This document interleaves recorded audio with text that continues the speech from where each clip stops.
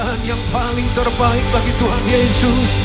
Segala hormat bagimu, pujian bagimu, bagi Yesus. Nama di atas segala nama, haleluya. Yang lemah Tuhan kuatkan, yang sakit Tuhan Yesus sembuhkan, yang berbeban berat Tuhan beri kelegaan. Ketika hamba-Mu berkata-kata, hamba terbatas di dalam berbicara, tapi kalau Roh Kudus yang beracara, kuasa-Mu akan bekerja, mengubahkan, menyembuhkan. Jadikan kami seperti yang Engkau inginkan. Ini gereja-Mu, ini murid-murid-Mu Tuhan.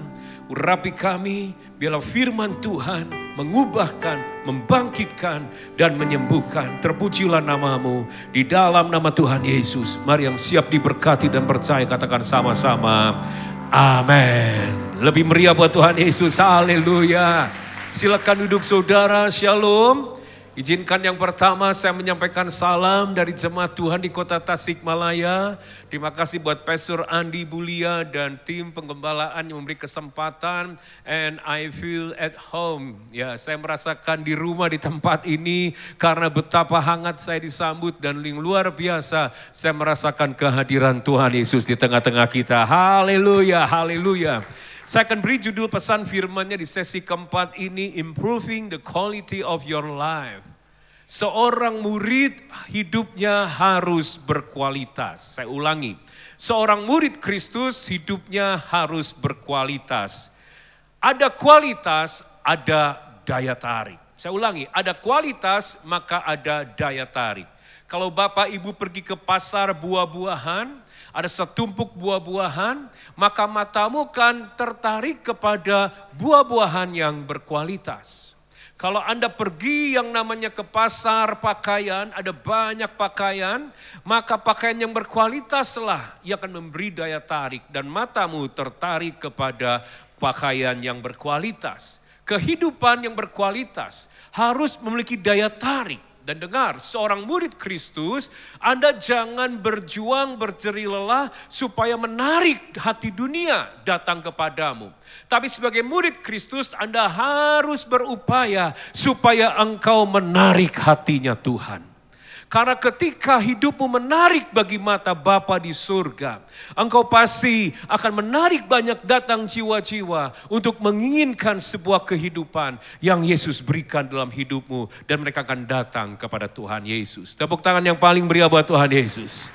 Nah saudara, sekarang Bapa di surga, dia menarik, dia tertarik dengan buah roh yang dihasilkan. Oleh karena itu saudara, dalam Markus pasal 1 ayat 11, Bapa di surga berkata, inilah anakku yang kukasihi, kepadanya aku berkenan. Jadi Tuhan tertarik ketika melihat ada Kristus yang nampak dalam kehidupan kita. Artinya karakter kita bertumbuh semakin dewasa dan menghasilkan buah roh. Mengapa saudara kita perlu berubah? Itu yang menarik dalam hati Bapa ketika kekristenan kita bukan sudah terlibat pelayanan, sudah pandai berkhotbah, no. Tetapi kehidupanmu berubah dan orang melihat ada Kristus yang nampak dalam kehidupanmu. Sebagai contoh, belasan tahun yang lalu pertama saya melayani ke Taiwan, saya berjalan setelah pelayanan di daerah Simenting di Taipei bersama istri berdua. Dan itu waktu itu sangat ramai, ada ratusan atau ribuan orang lalu lalang. Dan saya berkata pada istri saya, kita nggak bisa Mandarin, bahasa Mandarin, dan ini pertama kali kita ada di sini, tidak akan ada orang yang kenal kita. Ya, kita bisa, dan akhirnya saya jalan-jalan. Waktu jalan-jalan tiba-tiba saya kaget sekali, ada satu suara ibu yang sudah lanjut memanggil saya, rasanya dengan sebutan nama papa saya yang sudah almarhum. Dia panggil, "Hey, anaknya Ko Chingwan." Wah saudara, saya kaget, saya lirik ke belakang. Dan ibu itu sangat kaget melihat saya. Dan dia tanya sekali lagi dengan bahasa Sunda, "Benar kan didinya anaknya Ko Chingwan?" Di Taiwan loh saudara. Saya tambah kaget. Cim, betul, anaknya Ko Chingwan. Dia lebih kaget. Dia geleng-geleng kepala. Benar, tidak ada yang kebuang, mirip banget. dalam bahasa Sunda, anu kapiten, benar mirip pisan. Wah saudara, saya tanya, encim siapa? Saya temannya papa. Terus, encim pindah ke Taiwan? Enggak. Tahun 60 lebih, saya pindah ke Tiongkok, tinggalkan Tasik. Dan saya tanya, dia tanya saya, papa menikah tahun berapa? Papa saya menikah tahun 71. Bayangkan, dia tahun 60 udah pergi ke Tiongkok. Saya belum lahir kan maksud saya. Tahun 71, papa saya baru lahir. Tapi dia tiba-tiba dengan penuh keberanian. Di tengah kerumunan orang, dia panggil saya pakai bahasa Sunda. Hei anaknya Kocingwan. Saudara, apa yang saya sampaikan? Roh Kudus mau berbicara sesuatu saudara. Di dunia, di luar, tidak perlu yang namanya mobil kita ada tanda salib, kalungmu tanda salib untuk menunjukkan identitas kita. Tetapi ketika hidupmu mirip dengan Tuhan Yesus, dunia akan tahu bahwa kita adalah murid-muridnya. Tepuk tangan yang paling meriah buat Tuhan Yesus. Oleh karena itu kualitas di mata Tuhan yang menarik ketika hidupmu berubah. Dulunya seperti apa, kok sekarang ada buah roh, ada kasih, ada sukacita, damai, sejahtera. Dan Tuhan juga tertarik dengan iman. Artinya ketika kesulitan datang, kesukaran datang, engkau menghadapi berbagai tekanan, tetapi engkau imanmu bertumbuh, not just believe but trust. Engkau tidak hanya percaya Yesus sanggup menyembuhkan, tapi engkau juga trust mempercayakan semua hidupmu tangan Tuhan. Sehingga di saat pintu tertutup, tidak ada harapan. Engkau tetap dengan iman tenang, penuh damai, penuh sukacita mempercayakan hidup kepada Tuhan. Itu sebuah kualitas juga di mata Tuhan. Dan Tuhan tertarik. Dan juga Tuhan tertarik dengan kekudusan dan kebenaran. Ketika hidupmu berpegang pada kebenaran. Hari ini kita akan belajar beberapa value dan nilai. Bagaimana supaya kita sebagai murid memiliki hidup yang berkualitas. Yang pertama, be teachable. Artinya biarlah kita menjadi orang-orang yang mudah diajar, mudah dibentuk. Ayo miliki sikap hati untuk mudah diinterupsi oleh Tuhan. Untuk mudah dikoreksi oleh Tuhan. Dengar Bapak Ibu, bagaimana Tuhan yang tidak nampak yang adalah roh dengan mudah mengajar kita. Kalau kita terhadap orang-orang di dekat kita, kita menolak teguran. Dengar sekali lagi. Never stop learning because God never stop teaching.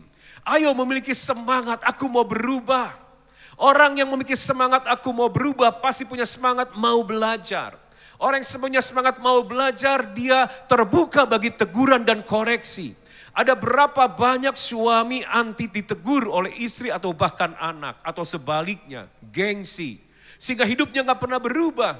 Orang yang bisa berkualitas, berubah dan semakin serupa dengan Kristus. Hatinya begitu humble dan lembut dan siap ditegur, siap dikoreksi. Dengar Bapak Ibu Saudara, kita butuh pujian. Karena mungkin pujian berbicara sebuah booster seperti gula yang memberi energi. Contoh, waktu anak kita belajar untuk berjalan. Tiba-tiba dia bangun dan memecahkan namanya mungkin vas bunga yang mahal. Prang! Saat itu saudara, kita sebagai papa dan mama tidak akan menegur memarahi anak yang baru berjalan. Karena masih anak-anak, kita puji. Semangat dong nak, ayo lagi. Besoknya dia pecahkan lagi akuarium. Apakah kita akan marah? Enggak, kita kasih yang namanya semangat kembali. Oh jangan takut, papa bisa beli kembali akuarium. Semangat nak, mengapa? Dia masih anak-anak. Tapi kalau dia sudah tumbuh kuliah saudara. Setiap hari mecahin piring, besok gelas, besoknya akuarium. Kita sebagai orang tua akan berkata, mata lu di mana? Karena dewasa. Murid adalah berbicara, hidupnya berkualitas, kita bertumbuh dewasa. Oleh karena itu saudara, tanpa punya sikap hati yang mudah ditegur dan dikoreksi, Anda gak mungkin bisa berubah. Saudara, suatu kali pulang pelayanan di kota Bandung saudara, bubar ibadah seperti ini, pintunya di sana, saya harus buru-buru keluar. Ya, jadi barang-barang berhampit-himpitan dengan yang namanya jemaat saudara. Tiba-tiba ada seorang bapak dengan suara lantang memanggil Pak Hendri. Wah, sampai semua orang lihat karena kami jalan berdesak-desakan. Yang pertama pujian keluar. Pak, terima kasih khotbahnya bagus memberkati. Tapi yang kedua saudara, tiba-tiba dia berkata, tapi sayang Pak, saya capek dengarnya. Waduh, dia ngomong, ya kalau dengan lembut kasih surat lah. Bisikan di telinga, Pak, tarik saya ke pinggir lah. Ini gak bisa di tengah kerumunan orang sampai semua orang melihat dan mendengar. Dan gak bisa jalan sambil berdesakan. Bapak saya itu capek dengar Bapak khotbah. Kalau Bapak khotbah, jangan gigi 5 terus Pak. Pindah dong gigi 2. Tahu maksudnya? Bapak ngomong nereleng dari awal sampai akhir. Saya belum nangkep pengertian pertama, ditimpa pengertian kedua. Kasih gigi 2. Jadi buat kami berhenti, tarik napas jemaat. Kami dengar, udah kami ngerti, jalan lagi. Dan Bapak kalau khotbah, jalan kiri, jalan kanan, mata kami capek melihat, kasihan kameramen. Waduh saudara, luar biasa saudara. Untung saya bukan bola kristal yang pingin dipajang. Kalau bola kristal saudara, perang pecah. Saya bola basket, semakin dibanting semakin mantul. Terima kasih Pak, saya bersyukur, terima kasih. Teguran itu saudara, yang tidak didapat di sekolah Alkitab, teguran seperti itulah. Saya selalu ingat ketika saya khotbah, saudara saya khotbah, saya ingat Bapak itu, gigi 2. Jadi saya pindah gigi 2 dulu. Sekarang saya bisa tetap di belakang mimbar, zaman dulu gak bisa saudara. Untuk membuang nervous saya dengan orang banyak, kiri kanan saudara. Sekarang saya bisa diam. Dan dengar kalau hari ini saya diam, bukan berarti Pak Hendy lupa poin, lupa ayat. Tapi saya sedang mengingat apa yang diteguran itu, gigi 2. Ayo mikir dulu. Kalau kita bisa dengan mudah ditegur oleh seseorang, maka dengar Roh Allah, Roh Kudus akan dengan mudah mengajar saudara. Memberitahu, dengan peka engkau akan tahu ini salah, ini gak boleh, ini ditegur. Pak, saya bisa sampai jam 8 ya Pak Wes? Tidak ada jawaban, cuma senyum, saya sudah tahu artinya. Jangan takut ya para murid-murid di sini. Pokoknya kalau sudah waktunya kampung tengah lapar, angkat tunjuknya ke depan, teriak salibkan dia, saya akan pulang ke Tasik saudara. Haleluya. Mudah ditegur. Maka roh itu akan dengan mudah mengajar kita. Ini rahasia kita berdua ya, jangan ngomong-ngomong di luar. Saya teringat dengan anak rohani yang saya muridkan, ya seorang worship leader, serang menjadi yang kami sekolahkan, sebentar lagi jadi master, saudara, ya master pendidikan, dia murid lah yang kami muridkan. Kami sangat mengasihi dia. Suatu kali jadi worship leader dalam KKR Youth di Tasikmalaya. Tiba-tiba setelah mau bagian firman saya diundang naik, pas ke bagian lagu bahasa Inggris yang saya baru dengar lagu itu hari itu. Jadi saya nggak bisa melanjutkan, ini KKR. Namanya juga saudara sebagai mentor, saya tiba-tiba agak sedikit naik saudara ya. Jadi saya, ini rahasia kita berdua. Saya turunkan mic saya ke bawah, saya balik badan, saya ngomong sama WL, ini lagi nyanyi jemaat. Kamu jangan begitu, ini lagi KKR, jangan pilih lagu yang saya nggak bisa. Saya ngomong gitu saudara. Setelah selesai, firman ini saya berjuang dengan diri saya. Karena kok dia nyanyi lagu yang saya nggak bisa. Selesai dia turun kemana, saya datangi dia lagi di depan teman-temannya. Saya bilang, kamu ingat ya nanti caranya kalau WL tuh nggak boleh gitu. Lagu itu apalagi ya, ini KKR. Tanya dulu dong Pak Henry bisa nggak lagu itu. Jangan langsung kasih oper saya saudara. Saya jadi kayak bisu nggak bisa gini-gini. Udah beres lah ya. Bapak udah negur lah, mentor udah negur lah, beres lah. Udah beres. Kejadian 6 bulan, beberapa bulan kemudian udah gak ada apa-apa saudara.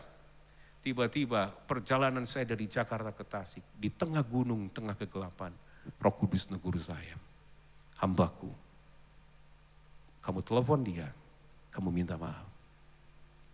Saya telepon, saya bilang, Yohan, maafin Koko ya. Dulu tuh, yang mana kok? Dulu, yang dulu, gini. Dia kaget loh, tiba-tiba kok minta maaf. Enggak. Roh Kudus tegur saya. Karena Tuhan ingin kita tuh enggak bercacat. Ada hal-hal yang enggak kita sadari. Oleh karena itu ketika kita mudah dikoreksi, mudah dibentuk, maka Roh Kudus akan membawa kita ke sebuah level di mana kita peka. Hati kita peka. Wah, ini Tuhan gak senang.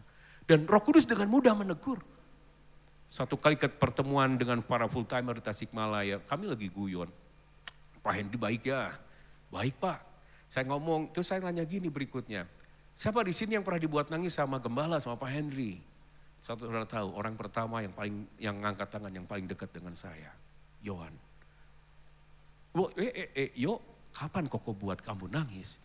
Hehehe, waktu dulu kok tegur saya di mimbar. Puji Tuhan, Roh Kudus tegur saya. Coba kalau enggak, ada kepahitan, ada luka. Sebuah situasi membuat kita semakin berkualitas, berkenan, dan memiliki daya tarik sama Tuhan. Roh Kudus dengan mudah mengajar, membentuk kita, tapi harus dilewati dengan proses. Mungkin Tuhan pakai suamimu, pembantu, istri, langganan, bahkan orang-orang yang tidak pernah kau anggap. Tapi kalau hatimu dengan mudah merendahkan hati, aku siap dikoreksi, aku mau bertumbuh, aku mau seperti Tuhan Yesus. Saya percaya itulah murid yang berkualitas. Tepuk tangan yang paling meriah buat Tuhan Yesus. Value yang kedua yang harus kita miliki, saudara, supaya kehidupan kita berkualitas. Saudara, bagaimana orang dunia bisa datang sama Tuhan karena dia melihat kehidupan kita yang berkualitas. Kalau kita sendiri gereja Tuhan, murid Tuhan sering kehilangan damai sejahtera, kehilangan sukacita ketenangan, karena mungkin padatnya kehidupan, kerasnya kehidupan, dan kita sama saja dengan orang luar. Ada sesuatu yang tidak dimiliki oleh dunia, damai sejahtera. Dan hari ini saudara, gereja hilang damai sejahtera sederhana. Kenapa? Karena kalau kita lihat perkembangan zaman dan teknologi semua menggiring, membentuk paradigma dan mentalitas yang berkata, yang lebih cepat itu lebih dicari, lebih diinginkan, lebih baik dan lebih berharga, lebih mahal. Kereta api cepat, kereta Jakarta-Bandung sebentar lagi mungkin akan launching untuk kepada publik saudara. Anda dengan cepat sampai ke Bandung 30 menit, tapi mahal loh saudara. Saya percaya akan banyak orang dengan berani bayar. Kenapa? Lebih cepat, lebih baik. Besok pagi saudara, kita perlihat di lalu lintas di Jakarta jam 7 pagi anak mau sekolah, jam 8 mau naik ke kantor. Kita lihat situasi kendaraan, wah semua buru-buru. Ada berapa banyak di antara kita sedang digiring dalam sebuah frekuensi gelombang buru-buru. Selalu buru-buru, tergesa-gesa. Sehingga tanpa disadari hari ini kehidupan murid Tuhan mudah stres, mudah depresi, mudah pecah. Bahkan rasanya ingin mati atau bunuh diri. Bagaimana kita murid berkualitas kalau hidupnya seperti itu? Oleh karena itu perlu yang namanya sebuah value yang Tuhan ajarkan. Be slow down and enjoy. Anda hidupmu tidak akan berkualitas bagaimana kalau memang engkau nggak enjoy dengan hidupmu, nggak mensyukuri hidupmu. Ayo murid harus berkualitas hidupnya. Dan bagaimana cara menangani ini saudara?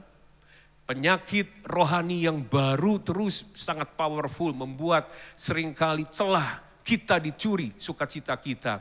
Yaitu penyakit terburu-buru. Be slow down and enjoy. Mulai besok saudara mulai. Anda atur ulang riset yang namanya mungkin agendamu. Jangan terlalu padat, dari satu agenda ke agenda lain beri waktu untuk Anda tarik napas. Istirahat sejenak, itu perlu. Murid harus memiliki kehidupan yang seperti itu. Anda harus enjoy dan be slow down. Makan jangan terlalu cepat. Mulai drive slower. Besok lihat lampu kuning bertobat ya. Saya mau tanya, lampu kuning lambang untuk apa? Semua jawabannya, injek gas saudara. Jujur. Yuk kita murid harus jujur kan.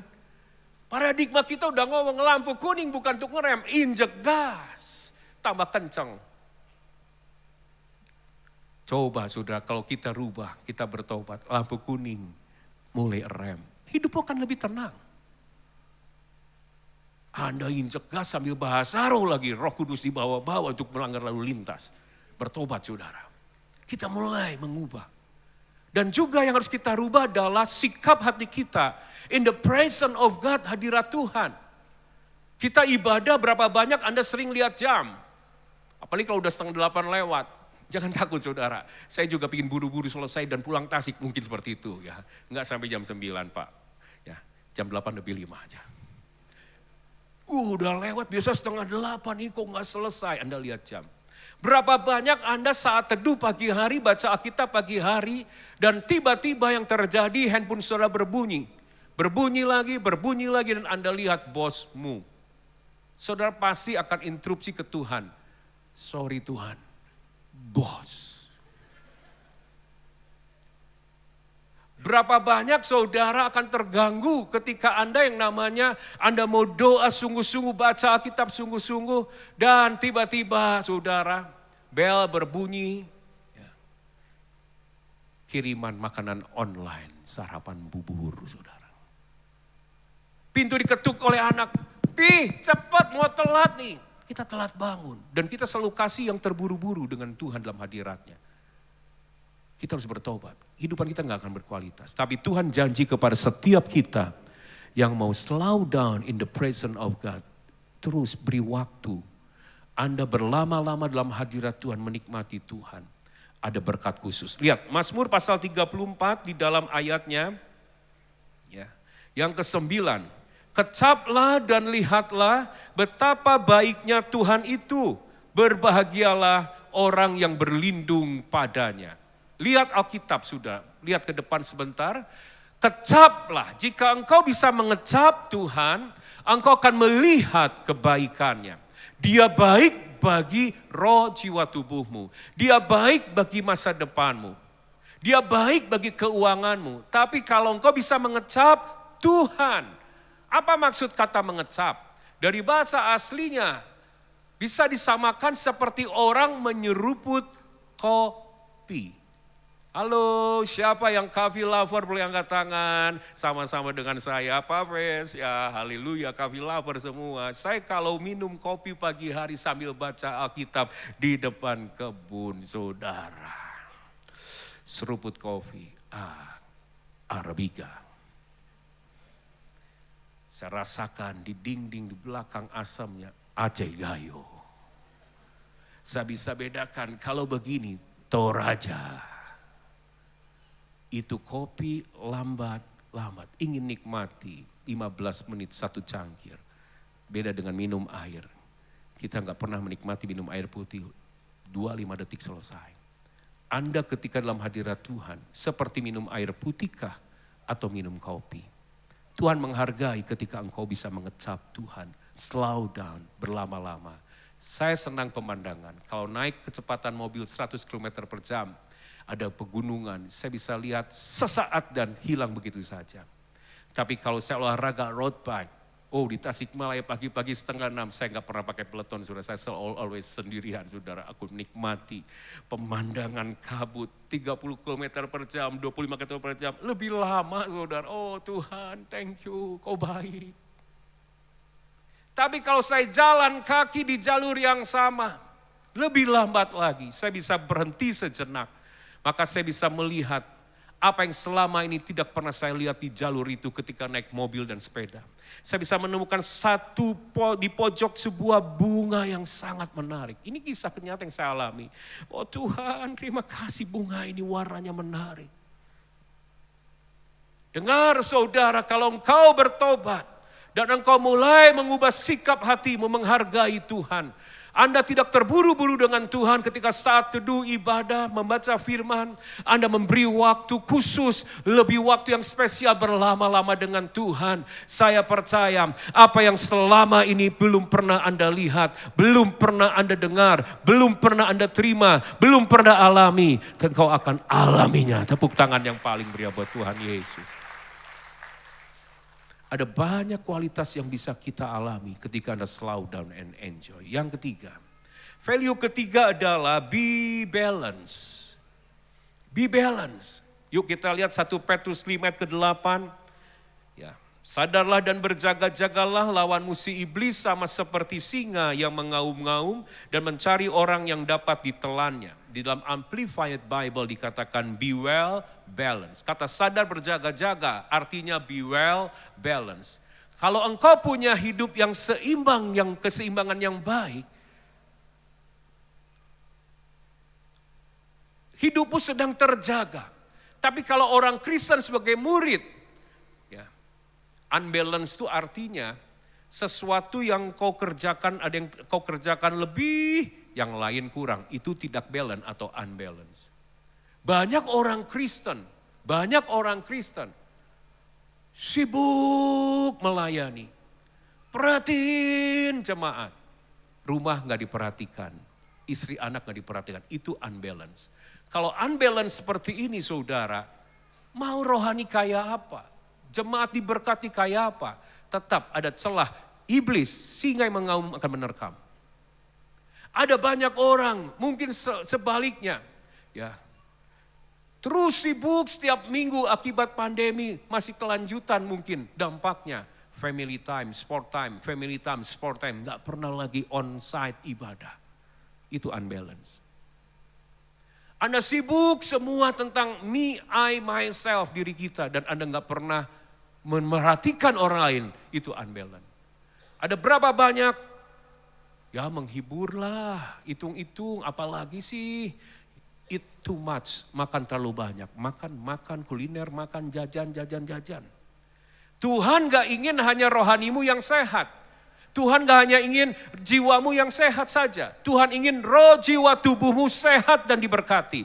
1 Tesalonika 5 ayat 23. Semoga Allah damai sejahtera menguduskan kamu seluruhnya dan semoga roh, jiwa, tubuhmu terpelihara sempurna dengan tak bercacat pada kedatangan Yesus Kristus Tuhan kita. Jangan salahkan Tuhan ketika pelayananmu berhasil di gereja, tapi bisnismu di luar mungkin sedang morat-marit. Ayo kita cek, mungkin ada kehidupan yang tidak balance.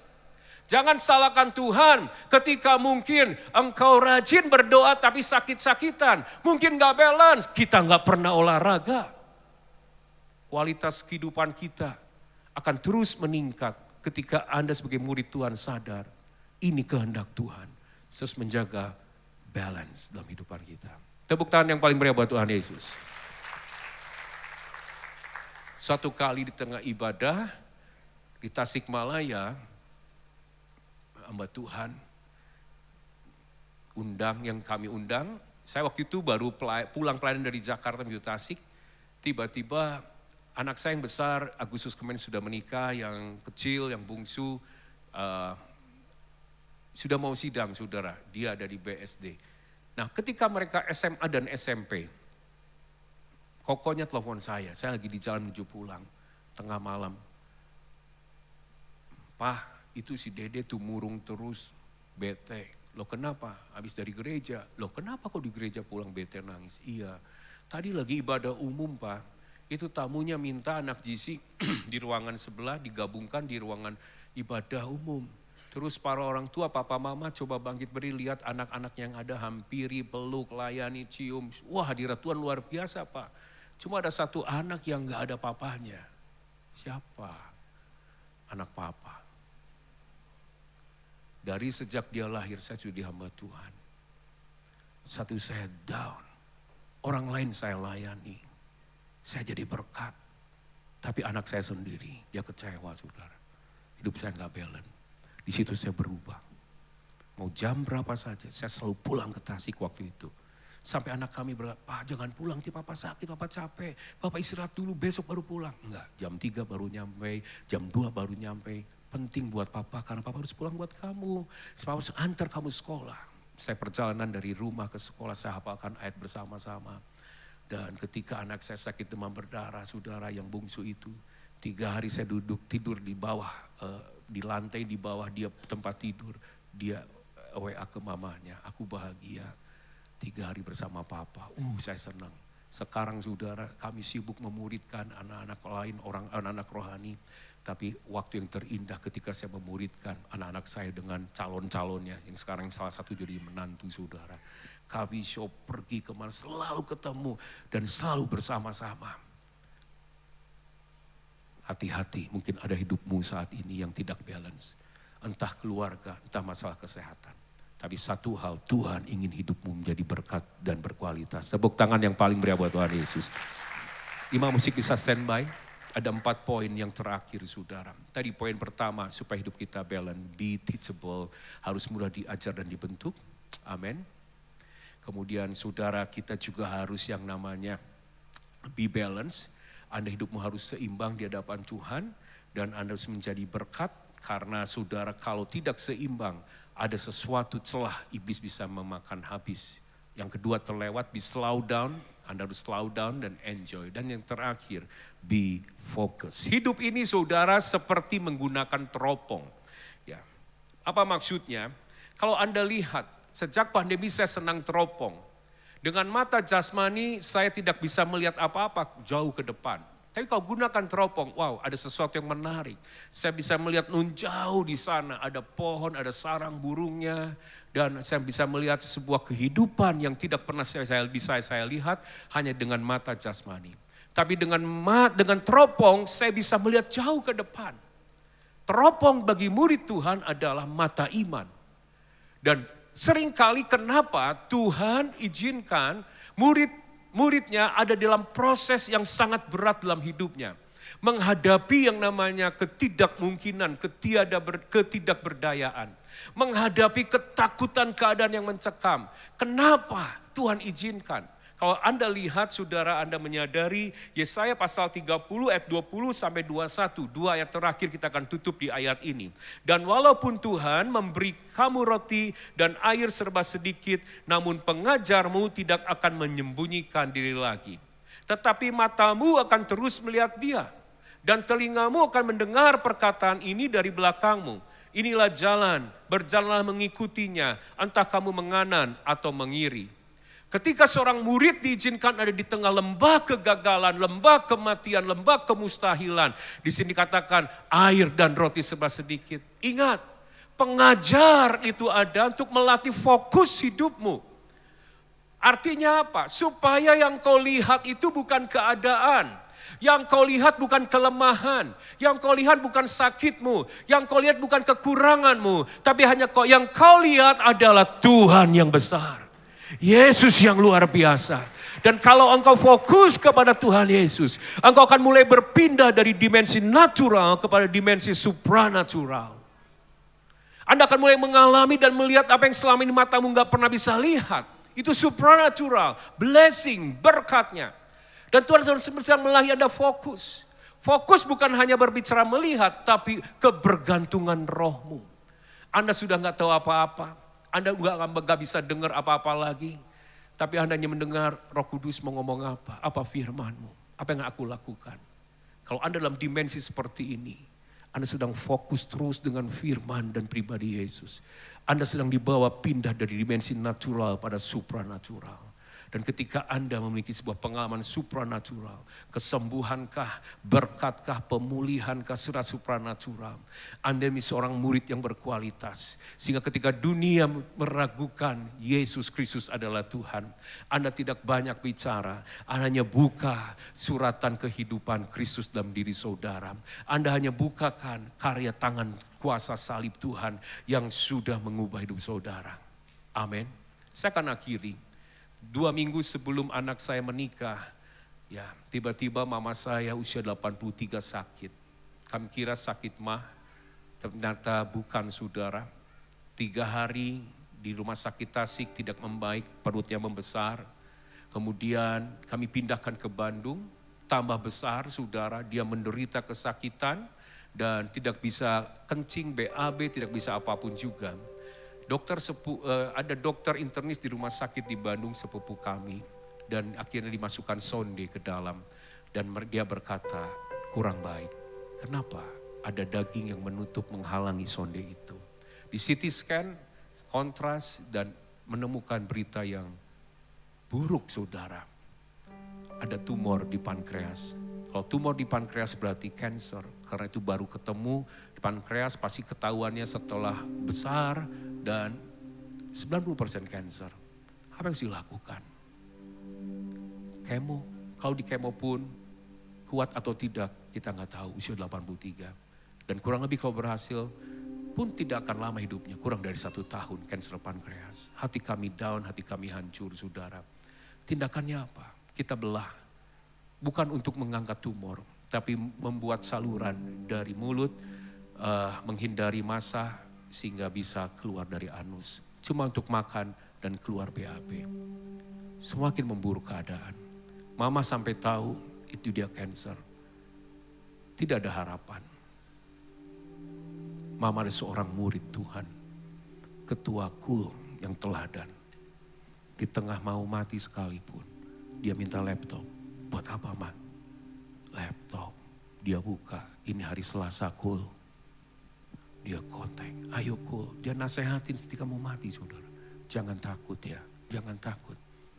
Saya diam di ruangan itu. Dia peluk, dia elus-elus tangan saya. Kong Bun, jangan khawatir Mama. Mama bersama Tuhan Yesus. Kalau Mama mati bersama Tuhan Yesus. Ma, kita pending ya pernikahannya. Ini kan cucu Mama. Tunggu Mama sembuh baru kita mulai. 2 minggu lagi saudara. Tiba-tiba, enggak. Mama akan hadir. Mama pasti sembuh. Lihat saudara. Di saat itu dia mulai. Dia fokus kepada Tuhan. Oh, lihat salib Tuhan. Dia nyanyi, dia bahasa roh. Sepanjang hari kerjanya nyanyi, Tuhanku kau lebih besar dari sakit penyakit. Yesus kau akan menyembuhkanku. Dia terus ngomong gitu. Sehingga suasana di kamar itu bukan lagi kematian. Tapi suasana kebangkitan dan revival saudara. Wow, saya merasakan ini luar biasa. Yesus ngomong, itu rohku yang membangkitkan iman. Buat dia fokus dengan Tuhan. Wow saudara. Sampai satu kali dokter datang. Dokter boleh belah perut saya. Dokter ingat Yesusku hebat. Dokter ingat waktu dokter belah. Dokter akan cari dagingnya. Dan suruh dokter akan pusing karena dagingnya gak ada dan hilang. Dokter akan tutup lagi sebab Tuhan Yesus sembuhkan saya. Saya gak tahu kepercayaan dokter itu. Sebelum dia masuk ruang operasi. Ucapan yang sama. Dokter jangan lupa. Dokter buka, dokter akan lihat dan heran. Dagingnya hilang, dokter akan tutup lagi. Kami doa kembali ke ruang rawat inap di lantai 8. Baru setengah jam, adik kontak turun ke bawah. Waktu kami lari turun ke bawah ke ruang operasi, keluarga nangis. Dokter internis sepupu kami keluar di ruang operasi, dia nangis. Lewat deh. Terima kasih Tuhan. Tapi tiba-tiba mereka angkat jempol. Tangisan, mujizat. Itu dokter sampai heran panggil saya. Masuk ruang operasi. Untuk cek. Ternyata seperti yang dikatakan tante katanya. Itu dicek dagingnya hilang saudara. Ditutup lagi. Dan dia sembuh. Jadi kesaksian di Tasikmalaya. Sampai hari ini. Usia menuju 4 atau 8. Dia sembuh saudara. Supranatural. Kehidupan yang berkualitas. Bukan ngomong doang. Bukan otaknya tahu saja. Bukan aktif saja di gereja. Tapi Anda bukti. Menjadi bukti. Yesus hidup. Ayo bangkit berdiri sama-sama. Saya gak tahu keadaan saudara. Mungkin ada yang sudah mau menyerang. Fokus yuk sama Tuhan. Jangan fokus pada penyakit, fokus kekuranganmu, fokus keadaanmu. Jangan, fokus sama Tuhan. Itu mata iman, teropongnya Tuhan. Membuat kau bisa melihat jauh ke depan. Masih ada harapan, masih ada mujizat. Ayo bertahan yuk. Masih ada harapan, Yesus akan memulihkan. Mari tutup matamu. Kau kuatkan. Aku bertahan. Kau harapan dalam kesesatan yang buktikan. Dia akan membuktikan kesetiaannya. Kau murid-muridnya. Tuhan ingin merenda dan berkarya. Lewat tangannya mengubah, memulihkan. Kau kuatkan, amin. Kau kuatkan. Mungkin ada yang sudah tidak tahan. Ada yang sudah tidak kuat. Mungkin kau seorang murid Kristus. Tapi kau menghadapi hantaman badai. Yang kau lihat hanya kegagalan dan pintu tertutup. Dan kau mulai kehilangan visi dan mimpi yang besar. Dia Immanuel. Dia mau memulihkan. Allah Immanuel. Kau kuatkan, kau kuatkan. Beberapa banyak saudara, kau menangkap pesan ini. Tuhan, aku lelah dengan hidup yang berputar-putar di padang gurun. Aku lelah dengan segala kekhawatiran, ketakutan, dan depresi. Aku mau hidupku jadi terang dan berkualitas. Aku mau menjadi bukti kebesaran-Mu bagi dunia ini. Kalau Anda orang yang mau bangkit, mau dipulihkan, mau memiliki hidup berkualitas, mari angkat kedua tanganmu. Biarkan imam angkat pujian ini. Mari hampiri Tuhan. Bukan karena hebat dan kebaikan-Mu, bukan karena fasilitasmu, bukan karena studi yang sudah kau dapatkan, tetapi karena Bapa sayang kepada setiap engkau. Ada darah yang sudah dicurahkan membeli engkau dari kegagalan, dari kutuk kematian, dari kutuk keputusasaan. Engkau adalah murid-murid kesayangannya. Hidupmu harus diubahkan, hidupmu harus jadi bukti kebesaran Tuhan. Mari saudara masing-masing dengan Tuhan, ini aku Tuhan. Pulihkan aku Tuhan, pulihkan aku Bapa.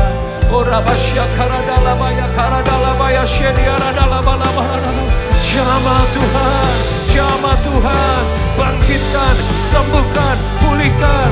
Ampuni selama ini kami fokus dengan kelemahan, kami menggerutu, kami ngomel dengan keadaan. Hari ini Tuhan, kami mau melihat dengan mata Tuhan teropong surga, mata iman. Jauh ke depan, ada sesuatu yang indah, sesuatu yang luar biasa. Tuhan bisa memakai, Tuhan bisa memulihkan, Tuhan bisa membalikkan keadaan. Ini waktunya kami berubah Tuhan, amin. Kau kuatkan,